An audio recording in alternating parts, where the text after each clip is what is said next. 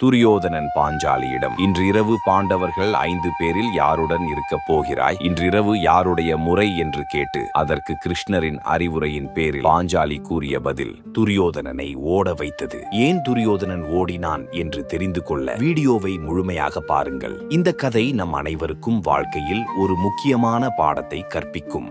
பாண்டவர்கள் விஸ்வகர்மாவால் உருவாக்கப்பட்ட அரண்மனையில் இருந்தபோது தினமும் அவர்களை காணவரும் அனைவருக்கும் இல்லை என்று கூறாமல் உணவு அளிப்பார்கள். அதனால் தினமும் பாண்டவர்கள் மாலையில் உணவு அருந்திய பின்தான் பாஞ்சாலி உணவு உண்பாள். இப்படி இருக்கையில் இதை அறிந்த துரியோதனன் பாண்டவர்களை அவமானப்படுத்த மாலை நேரத்திற்கு மேல் சென்றால் பாண்டவர்களின் அரண்மனையில் உணவு தீர்ந்திருக்கும். அப்போது வந்தோர்க்கு உணவு அளிக்க முடியாமல் அவமானப்படுவார்கள் என்று எண்ணினான்.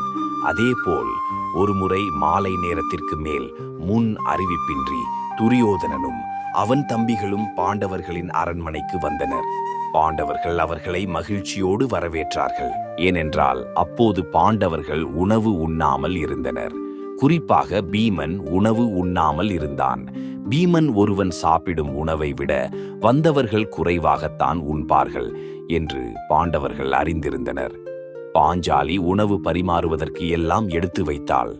ஆனால் துரியோதனன் பாண்டவர்களை அவமானப்படுத்த முடியவில்லையே என்று பாஞ்சாலியை அவமானப்படுத்த முடிவு செய்தான்.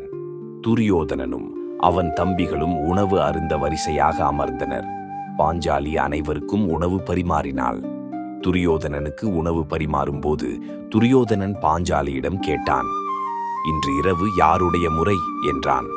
பாஞ்சாலி திடுக்கிட்டு பார்த்துவிட்டு உள்ளே சென்று விட்டாள்.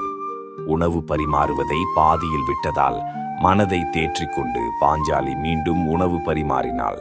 துரியோதனன் மீண்டும் கேட்டான், பாஞ்சாலி, இன்றிரவு யாருடைய முறை என்று கூறு என்றான். பாஞ்சாலி அழுது கொண்டு உள்ளே வந்துவிட்டாள். அதை கவனித்த கிருஷ்ணர் பாஞ்சாலியிடம் சென்று கூறினார், பாஞ்சாலி, நீ மீண்டும் உணவு பரிமாறு. அவன் திரும்ப அந்த கேள்வியை கேட்டால், இன்று இரவு தட்சகனின் முறை என்று கூறு என்றார். பாஞ்சாலியும் மனதை கல்லாக்கிக் கொண்டு துரியோதனனுக்கு உணவு பரிமாறினாள். அவன் மீண்டும் கேட்டான், பாஞ்சாலி, இன்று இரவு யாருடன் இருக்கப் போகிறாய் என்று கூறவே இல்லையே என்றான். உடனே பாஞ்சாலி கோபத்துடன் இன்று இரவு தட்சகனின் முறை என்றாள். அந்த பதிலை எதிர்பார்க்காத துரியோதனன் உடனே தலையை குனிந்தவாறு அந்த இடத்தை விட்டு வெளியேறினான். அவர்கள் சென்றதும் பாஞ்சாலி கிருஷ்ணரிடம் துரியோதனன் தலை தெறிக்க ஓடியதற்கு என்ன காரணம் என்று கேட்டாள். கிருஷ்ணர் கூறினார், துரியோதனின் மனைவி பானுமதி கற்புக்கரசியாக விளங்குபவள். துரியோதனன் பானுமதியுடன் இல்லற வாழ்க்கையில் ஈடுபாடு இல்லாமல் இருந்தான். அதனால் பானுமதி ஒரு முனிவரை பார்த்து தன் கணவர் தன்னுடன் உறவில் ஈடுபாடு இல்லாமல் இருக்கிறார் என்று கூறினாள். உடனே முனிவர் பானுமதியிடம் ஒரு வேரை கொடுத்தார். இந்த வேரை அரைத்து பாலில் கலந்து உன் கணவனுக்கு கொடு. பின் அவன் இந்த வேரின் சக்தியால் உன்னை விடாமல் உன் பின்னே சுற்றுவான் என்றார். பானுமதியும் துரியோதனனுக்கு தெரியாமல் பாலில் கலந்து கொடுத்தாள். ஆனால் துரியோதனன் ஒவ்வொரு முறையும் பானுமதிக்கு தெரியாமல் பாலை அருகில் இருந்த பாம்பு புற்றினுள் ஊற்றிவிட்டான்.